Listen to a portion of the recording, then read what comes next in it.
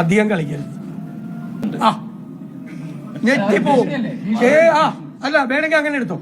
കേരളം ഞെട്ടിപ്പോവും.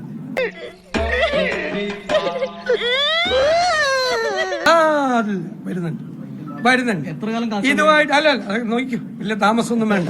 ഞാൻ പറഞ്ഞൊന്നും വൈകാറില്ലല്ലോ.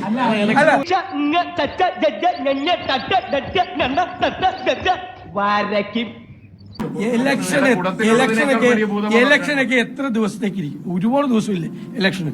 അത്ര ദിവസമൊക്കെ ഒരു കാര്യം പറഞ്ഞിട്ട് പോവാം. അത്ര ദിവസം ഒന്നും പോകാൻ പാടില്ല. ആ വിഷയം ക്ലോസ്ഡ് ആണ്. ഞങ്ങൾ